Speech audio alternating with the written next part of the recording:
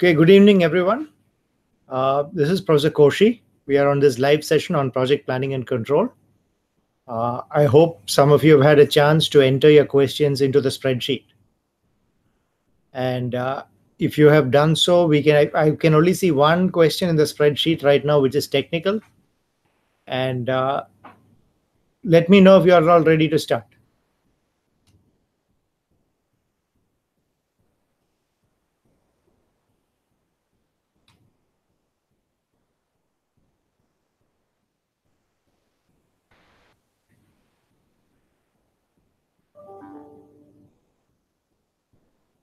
Okay, we can keep track of the chat here. And right now, I see there are 12 people on the chat.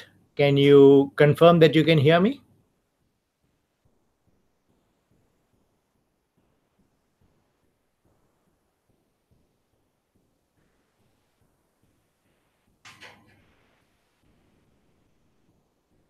Only if I get a written confirmation that you can hear me, will we proceed?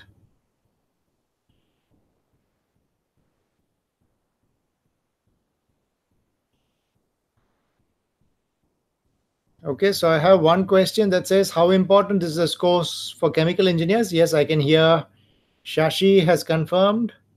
Naresh has also confirmed. Sarvesh, I will answer your question shortly. All of the others, can I have some more confirmations that you can hear me and you're participating in this?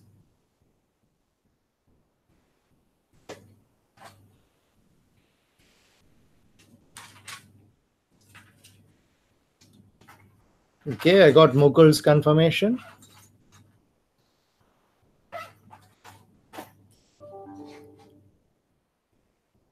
Okay, Sarvesh, I can't explain in Hindi.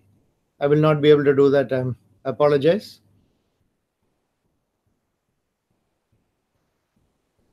Okay, Shistij, yes, got your confirmation too. Meher, Abba saying, okay, good. We have a good number of you who are on this session. So let me take up, I think, one of the questions as to how important. I think this was just came in online. How important is this class for a chemical engineer? Uh, you will certainly be able to relate that a lot of the construction we do in petrochemical or process plants are, of course, chemical engineers play a role in design. But if you are interested in implementing these projects on the field and taking part in the project management of it, certainly the course is important to you. If, as a chemical engineer, you are only interested in the design,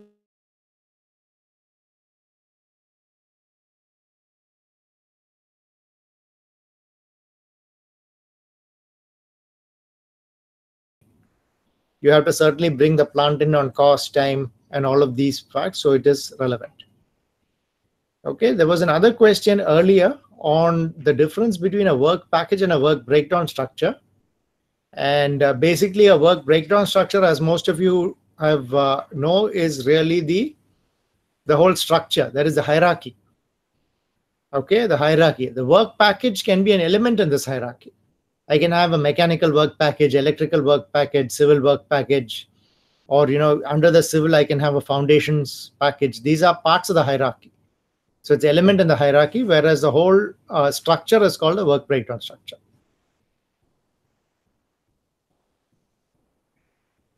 So there is another question: how can I move from quality to planning? I think both quality and planning are important in any project. It really depends on your company's policy. Okay, I think to be a good project manager, you need both plan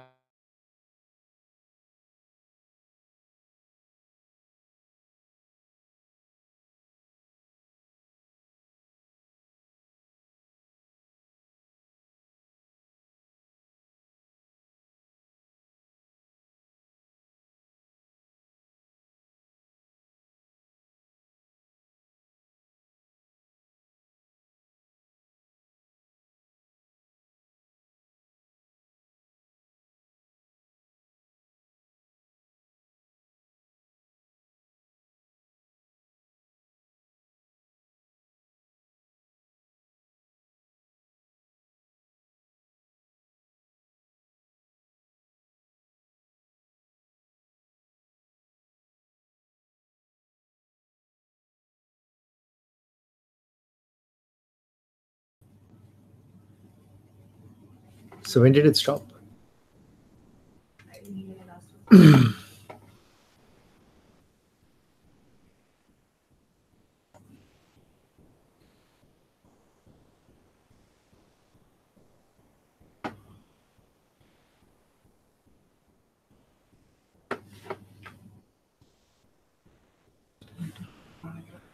Okay, I understand from our technical team we are having some network issues.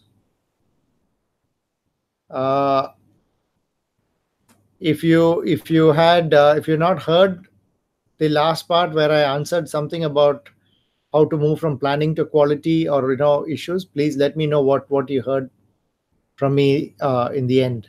Where did it get cut off?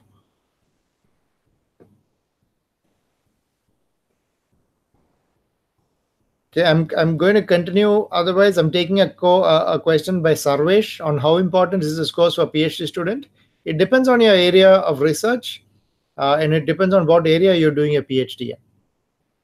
So Sarvesh, can you tell us what your PhD area of your PhD is and what your topic is, and then I can answer that more specifically. And Shashi, you had asked about the L&T being in L&T. So my response to that was that I think both planning and quality functions are all important to a project. If you want to be a project manager, which you will eventually have to move up to, you need good skills. Both you need to understand planning skills as well as quality management skills.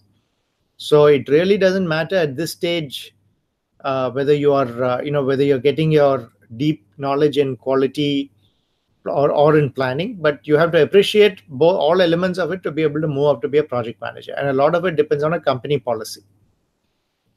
And okay, now Sarvesh, biotechnology, I cannot see a direct relevance unless your especially if your research is in depth into biotechnology. Okay, now there was a question by I can't see the name, it's gone up, but let me just check. By Naresh on useful software. There are the most popular software are Microsoft Project and Primavera. Then there are quite a few other software also which are used, but I think for a start, if you can get familiar with MSP, Primavera, or another version of a toned down version of Primavera, SureTrack, which is used extensively, if you can get any of these software and get used to it, I think that'll give you a good start. Bim technology plays a very big role today, especially today, and you will know that when we are looking at BIM, it does a three. I mean, at the least, it does a 3D parametric model of your site. So when we include the planning element, the time element, what we typically call 4D becomes available to the planning team and to the site team. And today, certainly a lot of what we are discussing today in time dimension is going to a 4D dimension. But please remember that the 4D is meaningless if your time planning is not done properly. So what we are covering in this course tends to be a fundamental part of what is required. Okay, and then certainly we can extend it to BIM and many other technologies, including things like Internet of Things, which will make your updation automatic. All of that can be done, but your fundamentals are still based on what is covered in this class.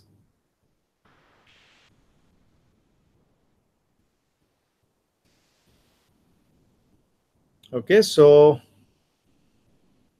okay, as far as I'm taking Abbas Singh's question of Ayurvedic doctor, I don't see any direct relevance to this from a course point of view. But certainly, if you're a doctor and you need to plan things, and might not be at the level of what we are covering in terms of floats and all of these things, but basic planning, I think, helps everybody. Okay, whether you're using a bar chart or something like that, and how do you allocate resources, how do you deal with all of that, will certainly help anyone. There's a question by Shistij on PMP certification. I think what we are covering here certainly is very, very elementary and very key to some parts of your PMP certification. Okay, I think a lot of the concepts and topics covered will be a part of your PMP course. Okay, any more questions?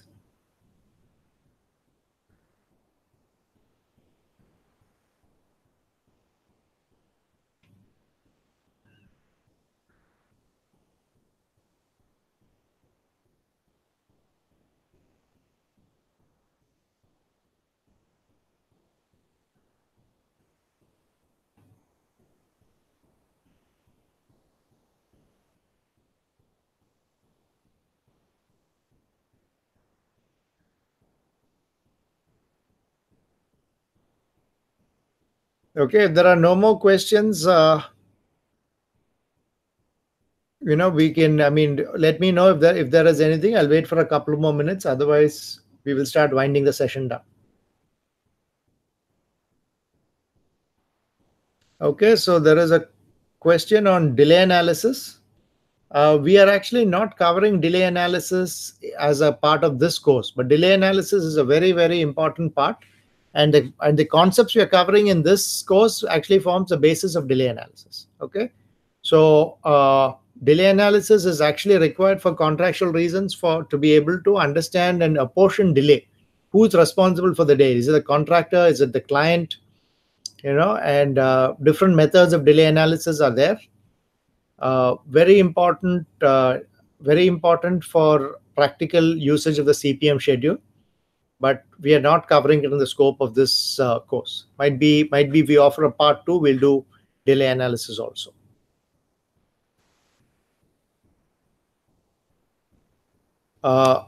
There is a question on an MBA. Should I do MBA? I think it's a very general question. I think it depends on your interest. I mean, an MBA will probably give you more top level management concepts, whereas working in construction engineering and management will give you more concepts on how to execute construction projects successfully. I mean, in both cases, management is required.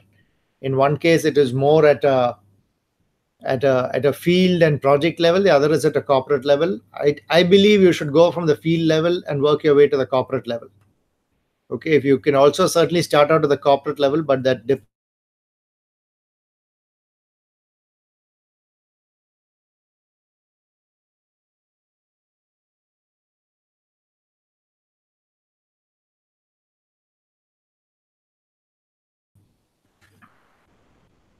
Okay, I already answered Mayor's question on software, which was on MSP as well as Primavera.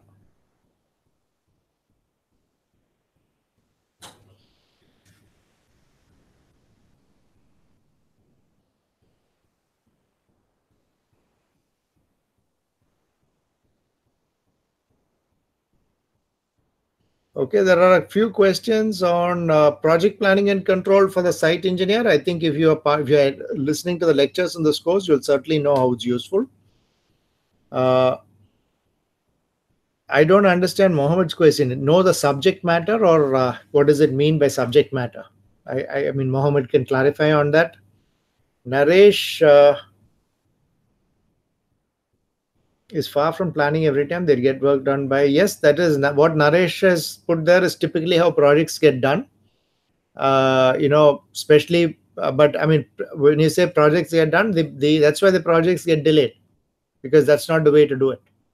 You'll find globally the kind of concepts you're covering are fundamental and are a part of how things are going through. Yeah, so Gurpreet's question, yes, this is certainly helpful for architects too. Architects are also project managers. Okay, they do a lot of coordination, they do a lot of project planning and control. So this is certainly useful to architects too. Mukul, I think I answered your question. Which field should I opt for MBA? I think there are many areas in MBA. I think there's MBA in construction management also. Okay, some programs are offering it, so I would really recommend you to do that if you're interested in construction. Project planning and computer engineering, yes, software development is certainly one of the areas in which projects are executed. And for example, Microsoft project was developed with the intent to help the software project manager. So many of the concepts you're covering are relevant to software projects also. not just software research, all kinds of projects. Okay, many of the examples we are using are from construction because this is primarily looked upon from, at least from my domain, which is civil engineering. But the concepts are relevant to any type of project.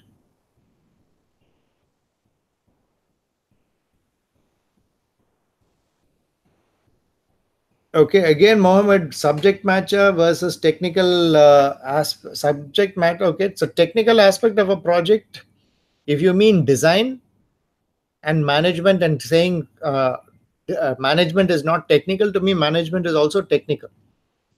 Okay, so there are tech. I mean, if you say purely the technology aspects of a project, you need to understand the technologies. You probably don't need the in-depth knowledge on the technologies, but you need to understand and be able to manage the technologies to be able to deliver a project successfully. Uh, Abbas Singh, I don't know a direct answer. I think if you don't know project planning and control in general, I think it's very fundamental in construction management. That should it's a fundamental course. I don't think you're going to get a PhD out of this course right now, or knowing this course. It's a fundamental course from on which things can be built up. Like we said, it's a first level postgraduate course at IIT Madras, or a senior level undergraduate course. So that's where you have to kind of start things off. Okay, it won't get you a PhD directly, or won't put you in track for a PhD at this stage. Uh,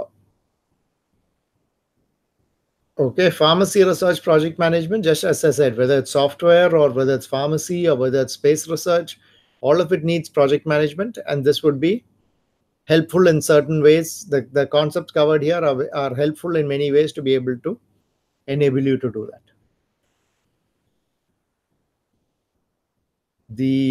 There is a question on consultancy that focuses on project planning. Yes, very much. A lot of project management consultants, their prime responsibility is to be able to represent this network. Okay, the project as a network, keep updating the network, and be able to show the client and the contractor where in the network they are and what the constraints that are coming up, etc. So there is a tremendous amount of consultancy potential in the construction industry for somebody who can do effective project planning and control. Uh, on Gurpreet, what are different job roles? I think there are tremendous. There are. I mean, I think that's a very broad question. I wouldn't like to get into it in this session. I think if you just do a Google search on different job roles, you'll really get a much more comprehensive view, and I would recommend you do that. There is a question from Sahil on tips for planning a project and software development in Python language. I guess it does. I mean, I would say it's language independent. Your project development, should be. I mean, you'll have to do your work breakdown structure. What are the work elements in it? Just as we have discussed, find what activities are there, estimate the durations, estimate the resources, estimate the precedences, and then go about seeing if the project duration meets what you need to meet, and then appropriately, what do you say, manage the project based on tracking it. So whether it's Python language or any language you're using, that's what you would do, whether it's software development or construction or pharmaceuticals. Uh, Between a construction manager and project manager, basically, you may recall that if it's a small project, they'll probably do the same work. But if it's a large project, a project manager is responsible for also the design phase. Okay, also the feasibility analysis. By all of it. Whereas the construction management manager is only responsible for the construction phase of the project.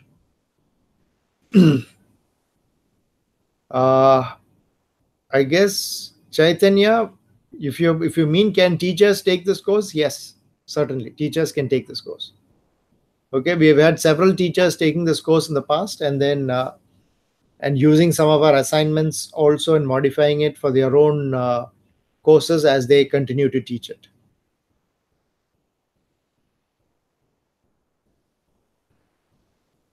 Okay, any more questions?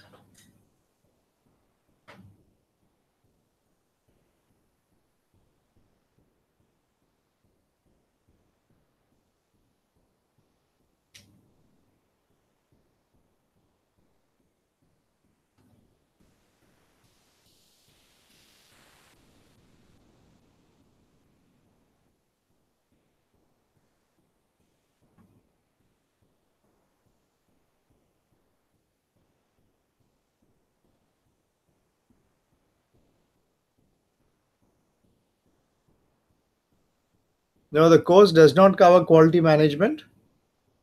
Uh, Sustainability engineering is going outside the scope of this class, but as you know, everybody is talking about sustainability today. Construction management is no different.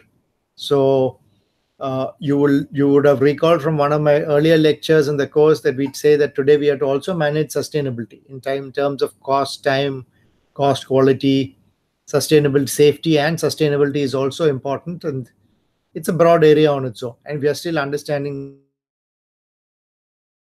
the concepts. Mayor's question: ANN certainly as a research tool is used, and probably some of the more advanced software tools are starting to use more learning techniques or artificial intelligence methods for all kinds of things, including duration estimation. Mohammed, if you're outside India, I think you'll have to ask the NPTEL office. I don't know the answer to that, whether they have centers outside India.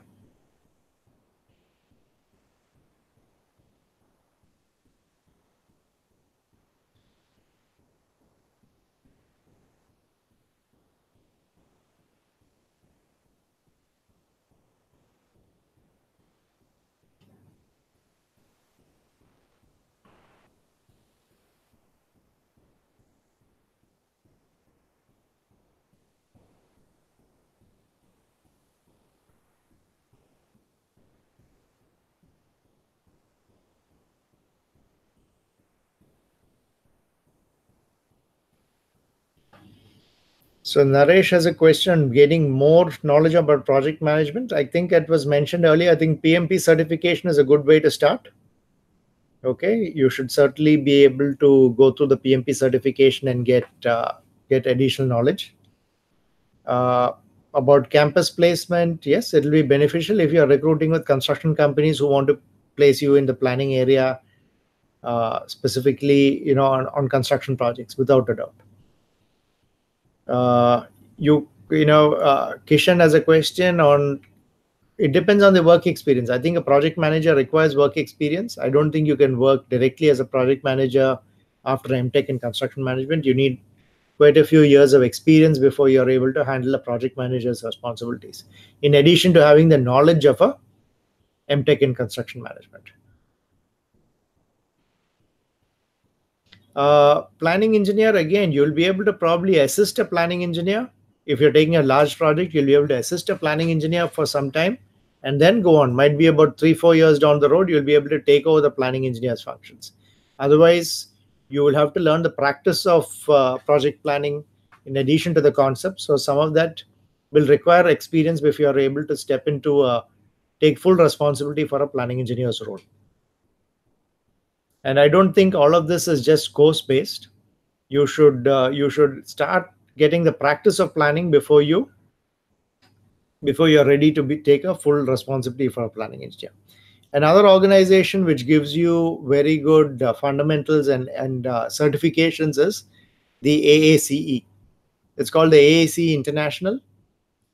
Please look it up. Their courses are very focused on what we are covering. It's actually, they call it cost engineering, but it's actually more advanced planning and control. Okay, it's called project controls. Another question on software from Sanjay. Same thing. I'm just repeating the same two software which is popularly used: Microsoft Project and Primavera.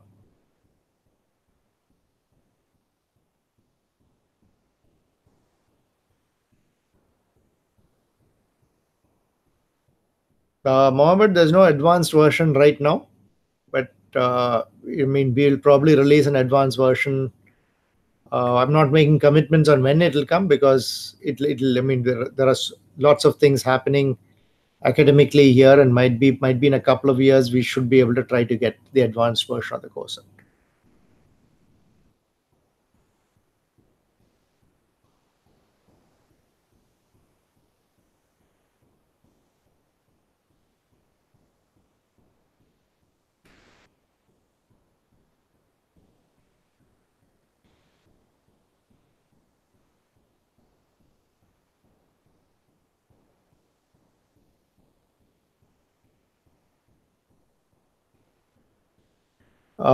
Meher, yes, there are many places where you can learn Primavera and MSP and get certified in it. I think if you just look at some of the, just look up in your city, look up a Google search, you'll find there are many certification programs. But you'll have to look at a couple of them to decide which one, where the teaching is good, where the teaching is tied to the concepts and not just usage of software. Because you need the concepts, you need to be able to apply the concepts through the software and not just learn the software tools. So look for the right program in your city. You should be able to get certification course.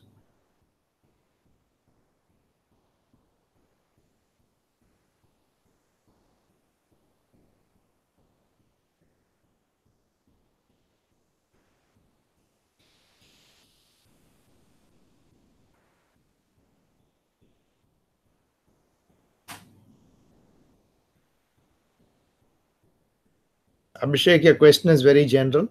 I think you'll have to go through the whole course from what the way I'm interpreting your question. If you can be more specific, I can answer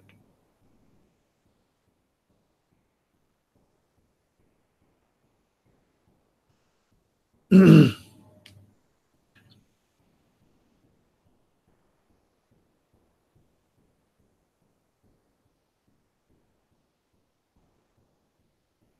When I'm getting a job, I think these are concepts which we're covering. You can transfer this to a certification course. Like I said, either AAC, PMI, and even the software certifications, because job oriented requirements will be certification based. Okay, so you can get those certificates, and these concepts will help you to get the certificates more easily. So the course will help you when you start the certification process. But the certifications will help you to get the job. Or certainly in your placement interviews, if a construction company is looking for people on site, the concepts and knowledge you gain in this will help. We will cover technical discussions, but please pose questions on technical issues. I can then answer it. This is a question by Shashi.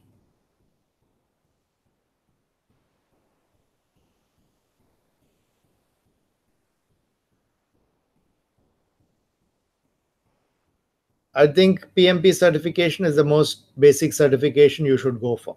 Okay, I think that's quite basic. I think AAC can also get a basic certification. Look for AAC International.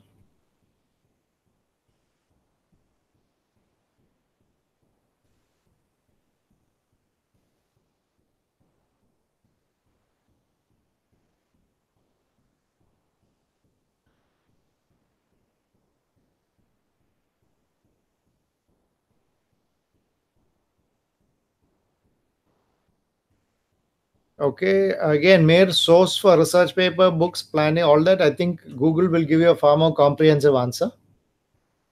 Okay, for types of time delay and project management, again, you have to go into delay analysis. Okay, if you go into delay analysis, there's a lot of terminology on concurrent delays, all kinds of delays are there.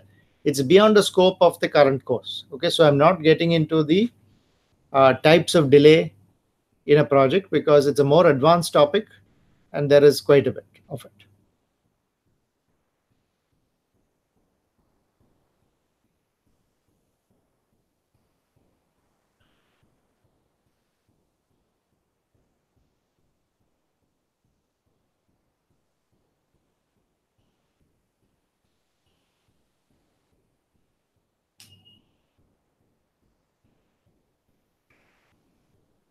Well, I don't know if there is an online course from NPTEL on contracts management. This is in response to Shiabashish's question. I think uh, uh, in response to Bharati's question, no, it's not a follow up to this course. I think there is a course on contracts management available. Please check. I think NPTEL offers a course on contract management. Might be from IIT Delhi. So you can check if this is there. Okay, contracts is a different. There is certainly a relationship, but if a follow up to this course would be more advanced concepts like delay analysis.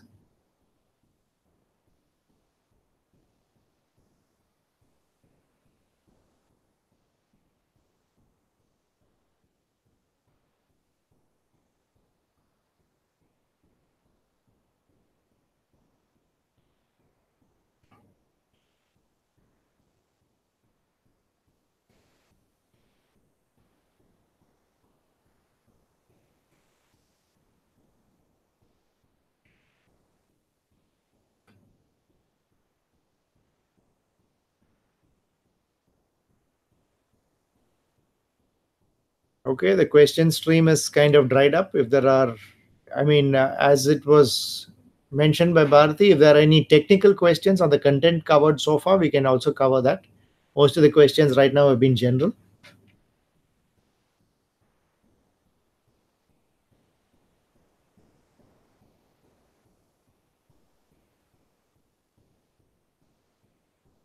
Project management, I mean, like we've said in the initial lectures, project management can be applied to many things. The sophistication of the tools are different. You might not need network analysis for small projects, but you can use a bar chart and still manage it effectively.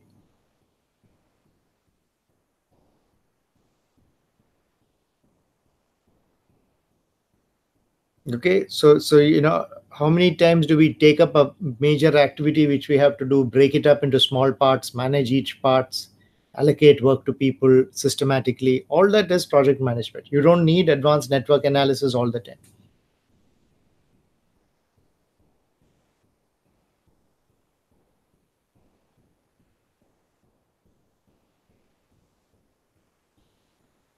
Abhishek, I hope you've answered your question.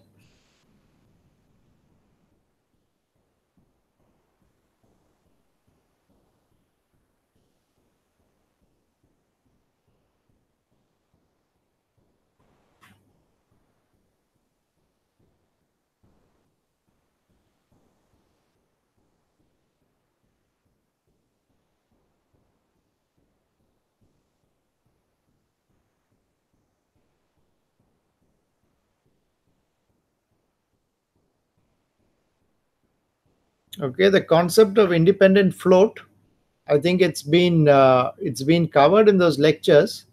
So basically, it's the float in which the activity can move around without affecting the predecessor or the successor. Okay, so if you look at the software tools today, several of them don't calculate independent float because its application in the industry is not as much as is limited. It's more a concept that's available from your network analysis.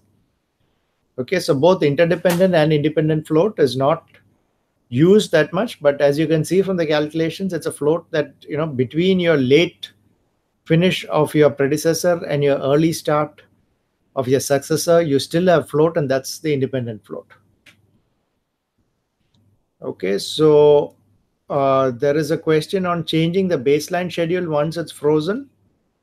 You should not change a baseline schedule once it's frozen. You should develop a second schedule, which is now the next baseline. Only then you'll be able to keep track of what your original baseline was. So typically, when you call it a baseline schedule, it's not changed unless there was some major error in the baseline, and contractually you're agreeing to change it. Otherwise, baseline is something you committed to in the beginning. If there are changes during the progress of the project, new baselines are created, and between the contractor and the client, there is agreement on who takes responsibility for what changes in the baseline as we go from baseline 1 to baseline 2. About cost optimization, I think we have not covered cost time trade-off yet, but it will be coming in the next session. Okay, and you'll understand more about cost optimization then. Outcome of a project management, random or statistical? I think really it's a bit of both. Okay, there are certainly random aspects which cannot be managed, and or have to be managed more from a field perspective, and then there are certainly statistical aspects which can be predicted and managed. Okay, and as the uncertainties get more characterized, we can say it becomes more statistical, but there are still uncertainties which we can't characterize, and so there are random aspects to projects also.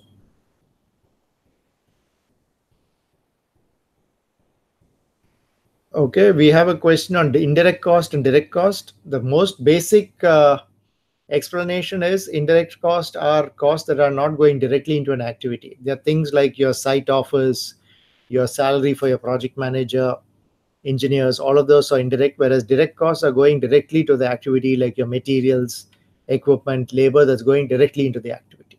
Okay, so that's a very basic explanation for indirect and direct costs. So the question of whether we can manage project where materials and resources are not provided in timely manner, certainly there is a challenge to that.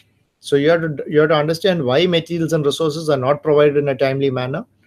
And this does go back a bit to who's responsible. Now, if you are getting paid as a contractor and somebody is responsible for providing materials and resources and they are not giving it in a timely manner, then you actually have to go into delay analysis mode, and responsibility for delay will be on the party that's not providing resources in a timely manner. So you have to understand who is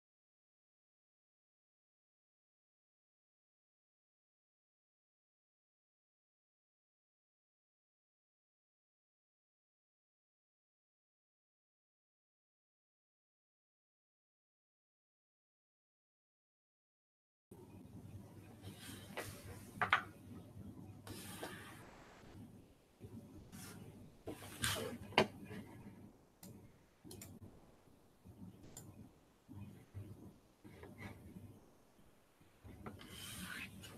this. Okay, we are back. There was an interruption. I was answering Arun's question on environmental impact and assessment. Certainly, if you want to do a proper, I mean, you can plan your environmental impact assessment activities using the tools which you learned. Okay. What is your committed time, which study you're going to do when, all of that. Mir, yeah, I mean, there is an internship at IIT, which is an advertised internship. It comes out, where we take interns formally. I think if you keep track or write to our academic section, you might get information on this formal internship program.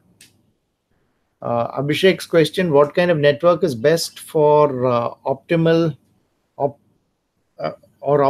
project management? We have been covering the AO, the activity on node, and the precedence diagramming method, and that is really the popular methods. And you will come to the precedence diagramming method in more detail in the later lectures. If you need the power of the precedence diagramming method, you can certainly use it. I think that is what most software today enables you to do. But if you only need the finished chart relationships, you can be quite comfortable with the activity on node. Unfortunately, the activity on arrow is not available for implementation through most software today. Okay, although it has its benefits. The original method was activity on arrow. It kind of built in certain constraints into the network, has its benefits, but it's not implementable today in most software packages. So we are kind of limited to activity on node or activity or precedence diagramming. And after we cover PDM in some of the later lectures, you can decide which you want to use.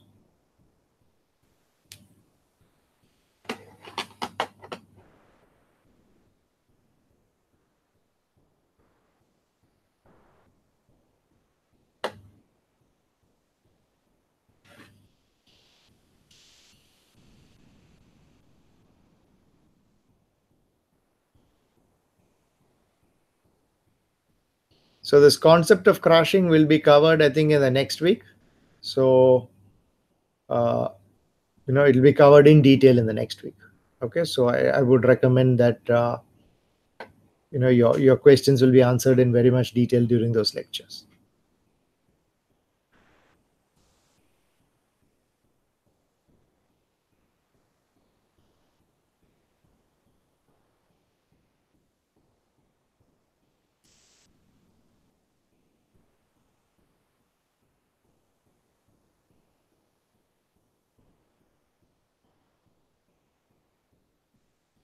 Okay, any further questions?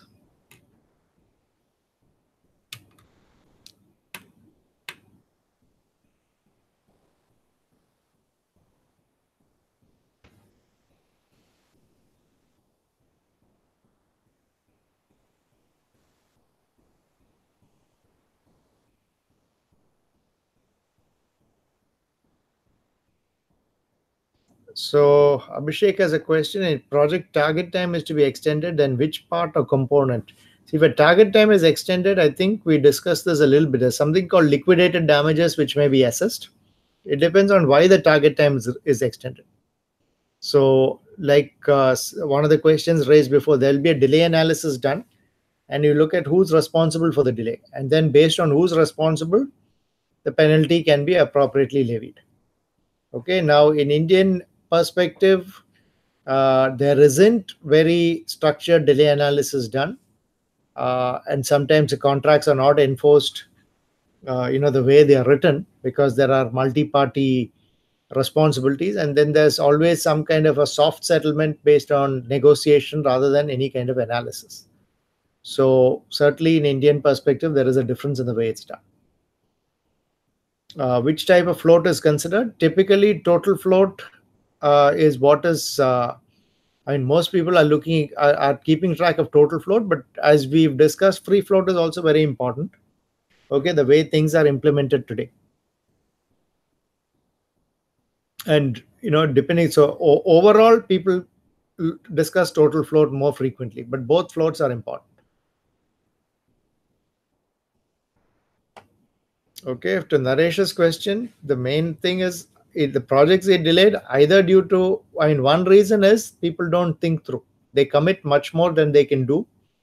They don't plan properly. And even if they plan properly, the execution is not, done systematically. And finally, there are tremendous number of uncertainties and unforeseen circumstances, either due to lack of planning or due to the natural occurrence of these uncertainties. Okay, so for all of these, certainly, there will be delay.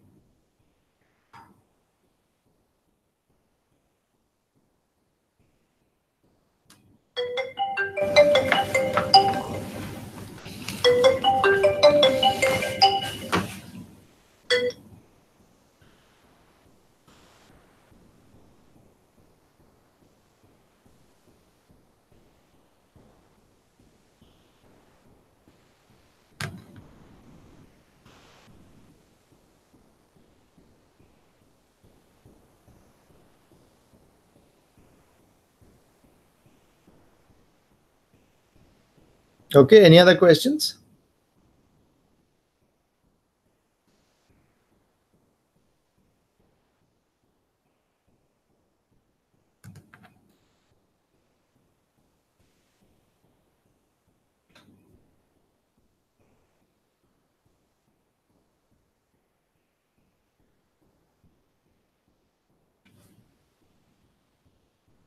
Okay, if there are no other questions, thank you all for participating.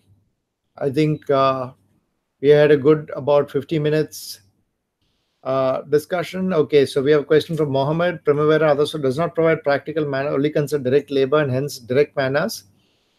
There are certainly assumptions that go into Primavera and a lot of other tools, and you will have to work with those assumptions. You'll have to know what the assumptions are and what the limitation of the assumptions are. But you'll agree that once you understand that, the kind of computation it does and the reporting it does can be very beneficial. So please don't use tools without, so if you understand the assumptions, you know the limitations of the tools, and that's why you'll have to work with. Okay, so again, thank you, Meher, and thank you others. Might be I can, if there is, if there are questions, further questions, please post it on the discussion board.